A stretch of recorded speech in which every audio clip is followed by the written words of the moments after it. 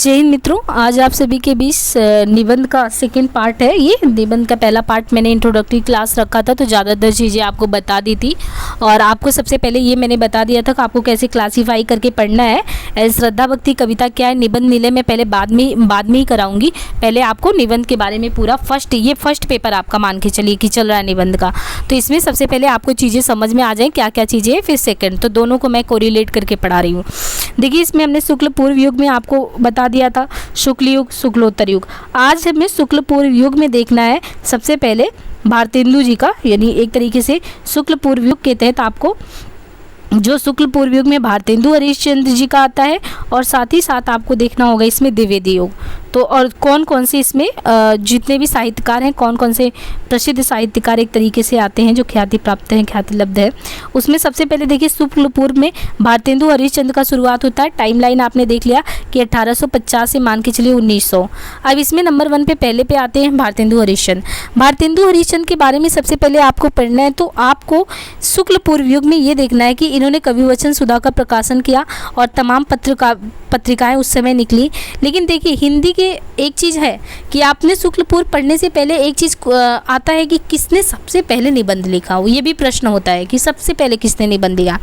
तो जब आता है हिंदी का पहला निबंधकार कौन है, तो इसके बारे में बहुत ही ज़्यादा हिंदी में हर एक चीज़ को लेकर ना बड़ा उहापोह है, क्योंकि कुछ क्लियर नहीं रहता है एग्जैक्ट। तो इसके संबंध में ये होता है कि हिंदी साहित्य के बीच जितने इतिहासकार हैं उनमें मतभेद है। कोई कहता है कि सदा सुखलाल का सुरासुर निर्णय है वो हिंदी का पहला निबंध है, तो कोई कहता नहीं राजा शिव प्रसाद सितारे हिंद की रचना राजा भोज का सपना है। तो ये लेके बराबर ये चीज़ होता है, कोई कह रहा राजा शिव प्रसाद हिंद के जो है राजा शिव प्रसाद सितारे हिंद का जो है राजा भोज का सपना, इसको कोई पहला मानता है, कोई कहता नहीं ये एक है और एक है सुरसुरा निर्णय करके है।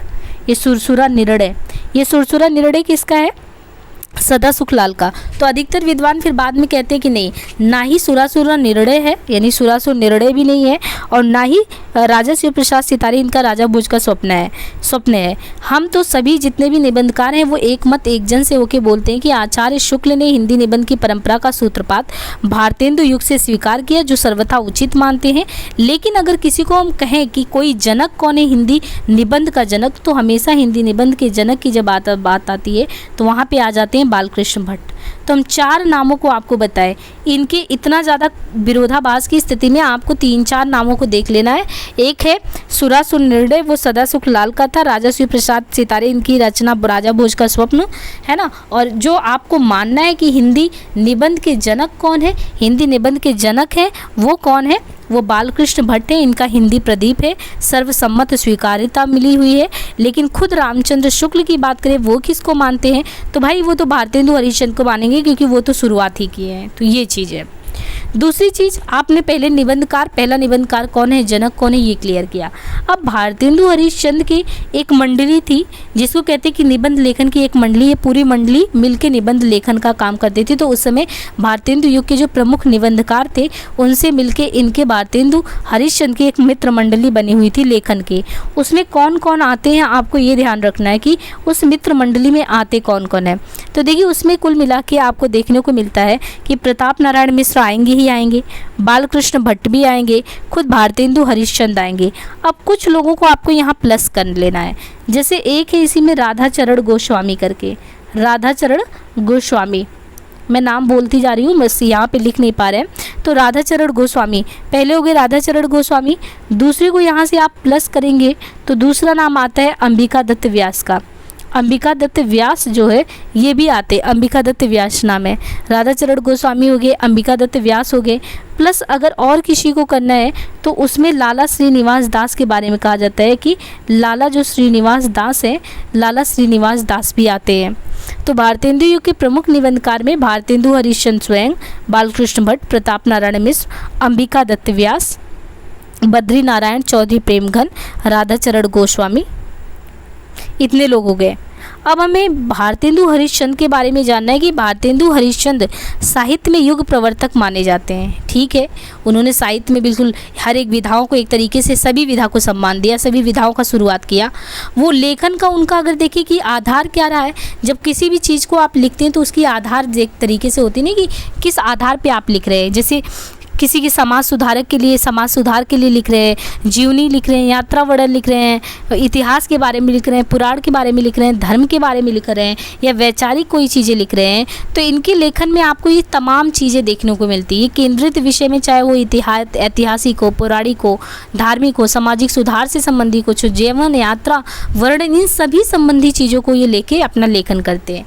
लेकिन इनकी लेखन की शैली, देखिए निबंध लेखन की शैली भी होती है, कई प्रकार की शैली होती है कि किस निबंध किस विधा में लिखा जा रहा है, तो उसमें शैली में अलग अलग शैली होती है। जैसे विचारात्मक, तो विचारात्मक शैली में तो आप खुद देखते हैं कि आचार्य रामचंद्र शुक्ल का नाम आएगा। ऐसी तरीके से कोई व्यंग्यात्मक शैली लिखे तो प्रश्न भी बनता है कि किसने व्यंग्यात्मक शैली में लिखा, तो जैसे विचारात्मक शैली, व्यंग्यात्मक शैली। ऐसे इसके अलावा अगर देखेंगे तो भावात्मक शैली भी आती है लेखन की, ये हो गई भावात्मक शैली। ऐसे ही हो जाता है आत्मव्यंजक शैली, कि कोई आत्मव्यंजक यानी आत्मिक भावनाओं से अपने बातों को कैसे वर्णित कर रहा है। ऐसे ही कुछ लोग तथ्यात्मक, तथ्यपरक जानकारी के साथ लेखन करते हैं, तो तथ्यात्मक हो गया। ऐसे ही लेखन में वर्णनात्मक होता है कि कोई चीज़ वर्णन कर दो। तो ये सब निबंध की लेखन की शैलियाँ हैं कि व्यंग्यात्मक लिख रहे हैं, विचारात्मक लिख रहे हैं, भावात्मक लिख रहे हैं, वर्णनात्मक लिख रहे हैं, कथात्मक लिख रहे हैं, है ना। ये सारी चीज़ें जितनी भी बताई हमने, ये लेखन की शैली है। तो अगर हम बोले कि भारतेंदु हरिश्चंद्र ने लेखन की शैली में किन चीज़ों को अपनाया, तो देखिए इनमें आपको व्यंग्यात्मक का पुट भी देखने को मिलेगा, विचारात्मक का भी पुट देखने को मिलेगा, भावात्मक का भी, आत्मव्यंजकता का भी, वर्णनात्मक का, तथ्यात्मक का, इन सभी को देखने को मिलेगा। लेकिन ज़्यादातर अगर आप देखेंगे उनके में ना, तो एक व्यक्ति जो होता है, ऐसा नहीं कि सारा विचारात्मक ही उलेट देने वाला काम, वो तो आपको शुक्ल जी में देखने को मिलेगा। इनमें जैसे अलग अलग चीज़ों में, जैसे इनके द्वारा जातीय संगीत निकाला गया था, जातीय संगीत की छोटी छोटी पुस्तकें निकाली गई थी, बांटी गई थी, जिससे ये होता था कि हमें निबंध में, इस निबंध के माध्यम से राष्ट्र के प्रति एक गहरी निष्ठा व्यक्त करना, लोगों के पास पास तक पहुँचाना है। इन्होंने राजनीतिक चेतना से संबंधित चीज़ें लिखी, व्यंग्य, विनोद, हंसी से संबंधित लिखी। और जैसे इनके लेखन में जैसे भारतवर्ष की उन्नति कैसी हो, आपने देखा है कि भारत दुर्दशा नाटक हो गया, अंधेर नगरी नाटक हो गया, है ना, और नील दर्पण हो गया। तमाम इनके नाटक है जो राष्ट्र की चेतना, राष्ट्र में व्याप्त समस्याओं को इंगित करते हैं। तो ऐसी समस्याओं को इंगित करना, ऐसे तो इस लेखन में वर्णनात्मक भी हो सकता है, भावात्मक, विचारात्मक सब हो सकता है। ऐसे उन्होंने लिखा कि स्वर्ग में विचार सभा, पांचवें पैगंबर, अंग्रेज स्रोत, ये इनके तमाम निबंध है। तो उनमें राजनीतिक चेतना, व्यंग्य, विनोद सभी देखने को मिलते हैं। इनके भाषाई संबंधी बात करें कि किन किन भाषाओं का ये अपने जब लेखन करते हैं, तो लेखन में भाषाओं का प्रयोग क्या होता है, तो उसमें आप देखते हैं कि उर्दू भी देखने को मिलता है, उर्दू के साथ आपको संस्कृत भी देखने को मिलता है इनके लेखन में, संस्कृत के साथ आपको बोलचाल की भाषाएँ भी मिलती है।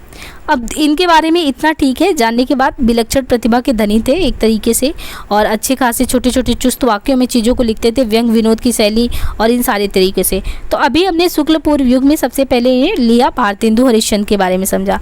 जो भारतेंदु हरिश्चंद्र के समय में दूसरे निबंधकार बहुत ही ज़्यादा प्रसिद्ध थे, और इन्हीं का आपने देखा था हिंदी प्रदीप, जो कि हिंदी प्रदीप निबंधकार के एक तरीके से बालकृष्ण भट्ट को ही हिंदी निबंध का जनक माना जाता है।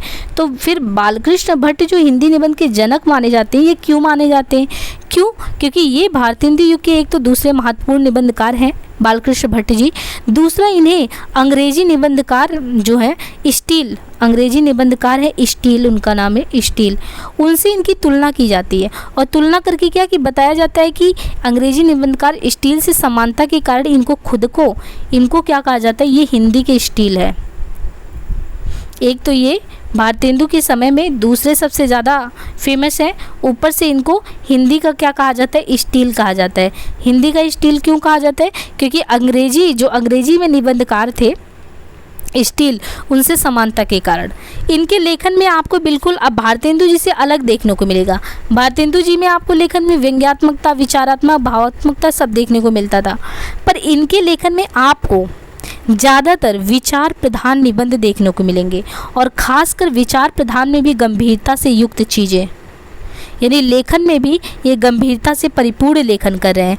तो विचारात्मकता देखने को मिलेगी, अनवरत आपको गंभीरता देखने को मिलेगी, किंतु विचारात्मकता के अलावा ऐसा नहीं कि विचार में ही बिल्कुल खो गए। जैसे आप देखेंगे कि आचार्य रामचंद्र शुक्ल में आपको देखने को मिलेगा कि बहुत ही ज़्यादा गूढ़ विचारों से परिपूर्ण है, जो आपकी समझ से परे भी जाते हैं। लेकिन बालकृष्ण भट्ट भले ही उनका जो एक तरीके से स्वाभाविक लेखन का शैली जो है वो गंभीरता के दर्शन से है और विचार प्रधान है, लेखन में अनवरत गंभीरता देखने को मिलता है, लेकिन लेखन में आपको भावात्मकता भी, भाव भी देखने को मिलेंगे, कथात्मक शैली भी देखने को मिलेगी, वर्णनात्मक वर्णन करके भी देखने को मिलेगी। इनके जो लेखन के आधार हैं, किन चीज़ों पे लिखते हैं, विभिन्न जो विषय होते हैं तो उनमें विषयों में ये सामाजिक विषय भी रख देते हैं कि हाँ सामाजिक मूल्यों पे लिखना है, राजनैतिक जो है तो राजनीतिक को भी ध्यान में रख के लिख देते हैं, प्लस साहित्यिक है तो साहित्यिक को भी, नैतिक है तो नैतिक। इन विभिन्न विषयों के आधार पे इनका लेखन होता है। लेखन में प्रायः जो सामान्य बोलचाल की भाषा होती है वैसे ही लिखते हैं, लेकिन इनके लेखन में आपको उर्दू, अंग्रेजी, संस्कृत के शब्दों का भी बहुत प्रयोग देखने को मिलेगा। इनके अगर आप देखें कि कई जो निबंध लिखे गए हैं, जैसे विचार प्रधान अगर निबंध की बात करें तो इनका विचार प्रधान निबंध है आत्मनिर्भरता। 1-2 आपको याद रहना चाहिए, ज़्यादा नहीं। आत्मनिर्भरता इनका है, प्रतिभा करके है, प्रतिभा के अलावा चारु चरित्र करके है। दूसरी ओर इनका है आंसू, मुग्ध माधुरी, ये आदि जैसी भावात्मक निबंध इन्होंने लिखी है। और इसी तरीके से साधारण विषयों पर व्यंग्य विनोद परक निबंध भी लिखे हैं, जैसे भावावेग के स्थान पे सर्वत्र स्थिरता के स्तर। तो मतलब आपको कुल मिला के बालकृष्ण भट्ट जो हिंदी निबंधकार में स्टील से समानता के कारण हिंदी के स्टील कहे जाते हैं, गंभीरता के साथ लिखते हैं, भावात्मक, कथात्मक, वर्णनात्मक शैली होती है, सामाजिक, राजनीतिक, साहित्यिक, नैतिक आधार होता है, भाषाई प्रयोग में उर्दू, अंग्रेजी, संस्कृत सब देखने को मिलता है। आत्मनिर्भरता, चारु चरित्र, विचारात्मक निबंध, दूसरी तरफ आंसू, मुग्ध माधुरी जैसे भावात्मक निबंध भी, और छोटे छोटे विषयों पे भी आँख, नाक, कान जैसे साधारण विषयों पे भी व्यंग्य विनोद के साथ लिखते। तो कुल मिला के इनमें आपको देखने को मिलता है एक तरीके से सब चीज़ों का मिश्रित रूप। थर्ड जो आते हैं भारतेंदु यानी शुक्ल पूर्व युग में, थर्ड नंबर पे जो आते हैं भारतेंदु युग में, उनका नाम है प्रताप नारायण मिश्र। प्रताप नारायण मिश्र को भी भारतेंदु हरिश्चंद्र ने कहा कि ये एडिशन यानी कौन है एडिशन, भारतेंदु जो है, भारतेंदु जी ने इनको बोला है, इनकी तुलना की है एडिशन से। कहते हैं प्रताप नारायण मिश्र भारतेंदु युग के प्रमुख निबंधकार तो हैं ही, लेकिन उनकी तुलना एडिशन से की जाती है। तो दूसरी ओर उनकी मौलिकता को लक्षित करते हुए प्रख्यात आलोचक रामविलास शर्मा उनके बारे में लिखते हैं कि निबंध लिखना हिंदी में नई चीज़ थी। बांग्ला में उपन्यास, कविता, नाटक के लिए आदर्श मिल सकते थे, परंतु प्रताप नारायण मिश्र के निबंध हिंदी की अपनी उपज थे। तो मतलब एक तरीके से निबंध लेखन में इनकी खुद की वैचारिक क्षमता का प्रतिपादन देखने को मिलता है, क्योंकि वैचारिक उद्भव जो है इनका खुद का है। आपको बांग्ला में उपन्यास, कविता, नाटक तमाम मिल सकते हैं, लेकिन यहाँ पे इनकी वैचारिकता खुद देखने को मिली है। साथ ही साथ इनके बारे में देखा जाए कि प्रताप नारायण मिश्र के निबंधों का पहला संकलन कौन सा है, तो पहला संकलन इनका है, नाम क्या है उसका, निबंध नवनीत करके। नाम क्या है, निबंध नवनीत। उनके सभी निबंधों में आप देखेंगे तो कई चीज़ों से, विषय की दृष्टि से निबंध में इनकी बहुत ही विविधता देखने को मिलती है। उसमें आपको राजनीतिक निबंध भी, धार्मिक निबंध भी, सामाजिक निबंध भी, ये सभी देखने को मिलते हैं।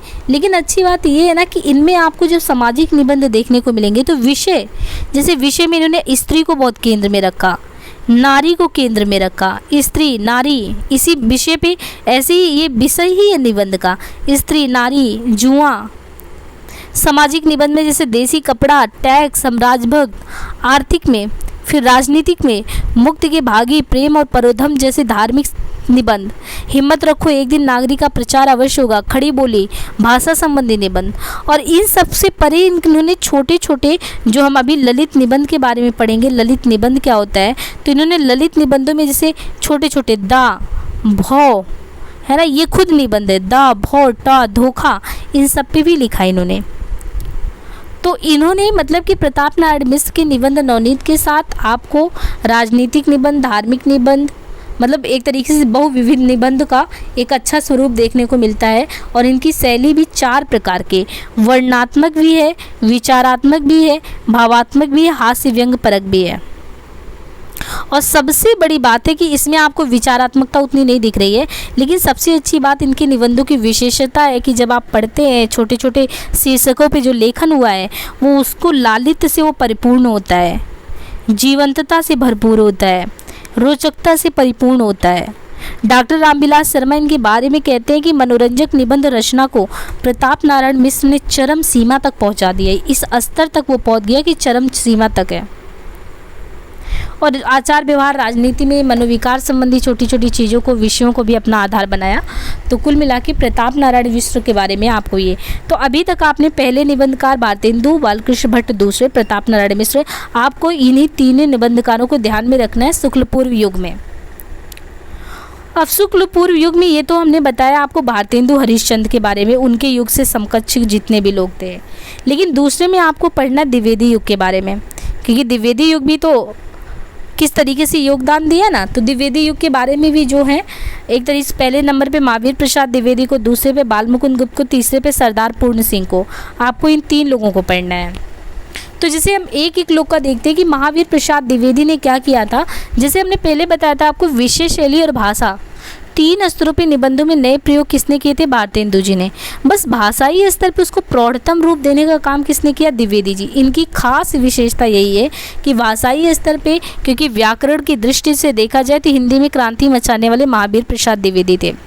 तो उन्होंने उनकी जो निबंध है वो ज़्यादातर निबंध परिचयात्मक या आलोचनात्मक टिप्पणी करके उन्होंने बहुत ज़्यादा नहीं लिखा भी है तो जो भी निबंध लिखा वो समीक्षात्मक दृष्टि से लिखा है।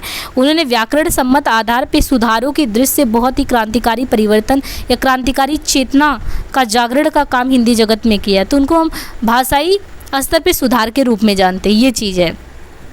लेकिन बालमुकुंद गुप्त को देखें तो इनका प्रादुर्भाव जो होता है भारतेंदु युग और द्विवेदी युग के संक्रमण स्थल पे एक तरीके से होता है कि जैसे आप 1850 से समय देख रहे हो 1920 और 1920 से आपका 1920 से 40 नहीं 1850 से आप 1900 मान लीजिए शुक्ल पूर्व युग में भारतेंदु, फिर उसी के बाद आप देख लें 1900 लेके 1920 तक आपका चलता है शुक्ल पूर्व युग में द्विवेदी युग।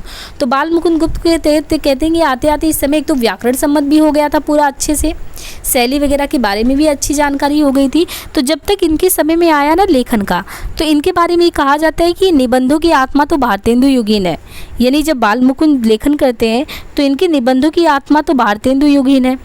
यानी जैसे कोई चीज़ निबंध लिखते हैं ना, उसकी बॉडी लिखते हैं, तो निबंधों की बॉडी की बात की जाए तो उसका जो स्वरूप है वो उसके बारे में कहते हैं वो तो भारतेंदु युगीन है।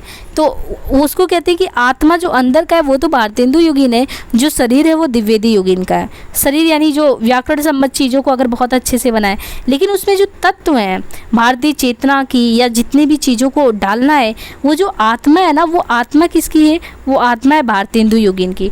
तो शरीर है द्विवेदी युगीन का, आत्मा है भारतेंदु युगीन का। भारतेंदु युगीन नवजागरण का उल्लेख, राष्ट्र प्रेम की तड़प, समाज निर्माण की आकांक्षा। द्विवेदी युगीन सदी हुई भाषा के संयोग से गुप्त जी के निबंध अपनी प्रभावपादकता में अनुपम है, संपूर्ण हिंदी साहित्य की विशिष्ट उपलब्धि के रूप में स्थापित होते हैं। इनके जैसे निबंध बहुत ज़्यादा, बालमुकुंद के एक तो बहुत ही ज़्यादा फेमस है, जैसे इनके निबंधों का एक प्रख्यात संग्रह है, इसका नाम ही शिव शंभू के चिट्ठे, शिव शंभू के चिट्ठे करके है, शिव शंभू के चिट्ठे। ऐसे ही बनाम लाट कर्जन विदाई संभाषण, ऐसे प्रसिद्ध निबंध है, देशभक्ति की भावनाएं भी हैं। कुछ ऐसे इनके चुटीले और पैने व्यंगों के साथ भी एकान्विति भाषा में निबंधों की एक मुख्य विशेषता देखने को मिलती है। व्यक्तित्व की सशक्त उपस्थिति उनके निबंधों को विशेष बनाती है। निबंध शैली में व्यंग्यात्मक मुद्रा देखने को मिलती है। तो कुल मिला के आप इनको 3-4 चीज़ों में देख सकते हैं कि एक संक्रमण स्थल पे होने के कारण इनकी प्रभावपादकता बहुत ज़्यादा रही है। नवजागरण का उल्लास, राष्ट्र प्रेम की तड़प, समाज निर्माण की आकांक्षा, द्विवेदी युगीन सदी हुई भाषा का संयोग से गुप्त जी ने एक अनुपम और संपूर्ण हिंदी साहित्य में एक विशिष्ट उपलब्धि के रूप में ख्याति प्राप्त कर ली है। इनके अलावा जो तीसरे हैं उनके बारे में हम देखें तो सरदार पूर्ण सिंह, आपको इनके बारे में पढ़ना है। सरदार पूर्ण सिंह जो आपको द्विवेदी युग में देखने को मिलते हैं। तो द्विवेदी युगीन निबंधकारों में सरदार पूर्ण सिंह सर्वाधिक सशक्त निबंधकार माने जाते हैं। क्यों? क्योंकि उनके व्यक्तित्व व्यंजक ललित निबंध द्विवेदी युग की महत्वपूर्ण उपलब्धि हैं। आचरण की सभ्यता हो, सच्ची वीरता है, मजदूरी, प्रेम, पवित्रता, कन्यादान, अमेरिका के मस्त योगी वाल्ट व्हिटमैन, ये कुछ ऐसे इनके निबंध हैं जो वाकई में निबंध भावात्मकता के धरातल पे भावनाओं का तीक्ष्ण परीक्षण करते चलते हैं। और उसमें भी आप बीच बीच में आप चीज़ों को देखेंगे कि जब इनके लेखन में पूर्ण सिंह अपना लिखते हैं तो शैलीगत विशिष्टता के लिए विशिष्टता रूप में देखते हैं कि विचारों की गंभीरता हो, भाषा की सशक्तता हो, स्वच्छता हो, हास्य की मात्रा, वो सारी चीज़ें आपको देखने को मिलती हैं। अब संक्षेप में हम आपको मतलब ये तो दोनों चीज़ों को बता दिया आपको। यहाँ पे हमने आपको शुक्ल पूर्व युग में भारतेंदु जी का भी बता दिया और द्विवेदी युग का भी बता दिया। और इसके बाद आपको पढ़ना है शुक्लोत्तर युग नहीं, इसके बाद आपको पढ़ना है शुक्ल युग। तो देखिए शुक्ल युग के बारे में तो शुक्ल जी के बारे में वैसे भी बहुत डिटेल से पढ़ना है, पूरा उसमें ही उन्हीं का पढ़ना है, लेकिन थोड़ा बहुत शुक्ल जी के बारे में बता दूं क्योंकि मुझे आपको तीनों कैटेगरी में बस बांट देना है आज, उतने तक आपका क्लियर हो जाए तो आगे चीज़ों को अच्छे से लेके चल पाएंगे। तो देखिए शुक्ल युग के बारे में देखें तो आचार्य रामचंद्र शुक्ल वैसे निबंध के क्षेत्र में पदार्पण करने से ही निबंध साहित्य में आप कह सकते हैं कि एक नया जीवन ही आ जाता है। इन्होंने जैसा लेखन किया है ना कि विचार, भाषा, शैली के आधार पर चीज़ों को लेके राष्ट्र की भावनाओं को, देशभक्ति को, व्यापक मानवीय दृष्टिकोण को और गद्य की भाषा में सृजनात्मक प्रयोग का कार्य आरंभ करके इन्होंने रचना विन्यास जो लेखन का था ना पूरा एक तरीके से, लेखन भले ही हो जाए, लेखन तो पहले भी हुआ था, लेकिन उसकी रचना विन्यास ही बिल्कुल बदल के रख दी। अपनी साहित्यिक विधा जो एक तरीके से आप देखो कि इनके युग में अगर देखा जाए तो आपको सूत्र या निगमन शैली का प्रयोग देखने को मिलता है, विचारपूर्ण विषयों को देखने को मिलता है, जैसे इनका हम श्रद्धा और भक्ति पढ़ें, उत्साह पढ़ें, कविता क्या है, ये इनके महत्वपूर्ण निबंध में आते हैं। तो उनको गद्य भाषा जटिल से जटिल और वैचारिक मुद्दों को, भाव को कैसे वो प्रस्तुत कर देते हैं। तो इनके बारे में आचार्य रामचंद्र शुक्ल के बारे में, हालांकि शुक्ल युग में भी आप देखेंगे इनके अलावा भी आचार्य रामचंद्र शुक्ल के अलावा भी आपको इसी समय गुलाब राय जो हैं, गुलाब राय भी, और साथ ही साथ छायावादी जितने लोग थे, चाहे वो जयशंकर प्रसाद हो गए, चाहे सुमित्रा नंदन पंत हो गए, निराला हो गए, माखनलाल चतुर्वेदी हो गए, महादेवी वर्मा हो गए, प्रेमचंद्र शांतिप्रिय द्विवेदी, सब समानांतर ही लेखक थे। लेकिन जो ख्याति प्राप्त की आचार्य रामचंद्र शुक्ल उतना नहीं, क्योंकि छायावादी छायावाद में लिखने के पूरे उसमें लगे हुए थे। वो कभी भी भले ही प्रतिक्रिया स्वरूप लेखन का काम किए थे, लेकिन उस तरीके से आचार्य रामचंद्र शुक्ल ने जो अपनी एक छवि बनाई उसके स्थान पे अगर देखा जाए तो और लोगों का गौड़ था, किसी ने इतना ज़्यादा लेखन नहीं किया। हालांकि गुलाब राय जी ने भी आगमन शैली के निबंधकार के रूप में माना जाता है, उन्होंने भी लिखा है फिर निराशा क्यों, मेरी असफलताएं। अलग अलग में छायावाद के भावुक आलोचक शांतिप्रिय द्विवेदी ने भावप्रवण निबंध लिखे और लोगों ने लिखा, लेकिन रामचंद्र शुक्ल का अपना स्थान है। तो रामचंद्र शुक्ल के बारे में डिटेल से पढ़ना होगा, ललित निबंध वगैरह में तो बहुत ही विस्तार से पढ़ना है। और अभी मैं आपको जो तीसरा है यानी जो बटा हुआ है उसमें शुक्लोत्तर युग में, कि आपको लास्ट में जब शुक्लोत्तर युग पढ़ना है, इसमें एक वैचारिक निबंध, एक व्यंग निबंध, एक ललित निबंध, इसमें आपको ये और ये तो उतना नहीं करना है, इसको बहुत डिटेल से करना है क्योंकि आपके सिलेबस में मेंशन है। तो फिलहाल मैं इंट्रो थोड़ा दे देती हूँ कि वैचारिक निबंध में देखिए, वैचारिक निबंध मतलब कि वैचारिक निबंध में विचारों से संबंधित विचार की आपको स्पष्टता दिखेगी, तर्कपूर्ण चिंतन के साथ विचारात्मक आग्रह देखने को मिलेगा। तो शुक्ल जी के बाद में भी हिंदी में वैचारिक लेखन की परंपरा बनी रही, ऐसा नहीं है कि शुक्ल जी नहीं रहे तो वैचारिक लेखन बंद हो गया। वैचारिक लेखन हुआ जिसमें आप नगेंद्र को, डॉक्टर संपूर्णानंद, रामनिवास शर्मा, रामवृक्ष बिनुपुरी, जयनंद कुमार, इन सभी को देखते हैं तो वो लोग समसामयिक मुद्दों पे जो है निबंध लेखन फिर भी करते रहे थे, लेकिन उस स्तर पे नहीं था जितना शुक्ल जी के रहते हुए हुआ था। दूसरा अगर देखें तो व्यंग निबंध में एक तरीके से होता है कि व्यंग लेखक मतलब लेखन ऐसा किया जाएगा कि व्यंग बाण छोड़ करके जिस मुद्दे को हमको इंगित करना है तो उसको व्यंग संबंधी बाण छोड़ के ही ऐसा लेखन किया जाएगा।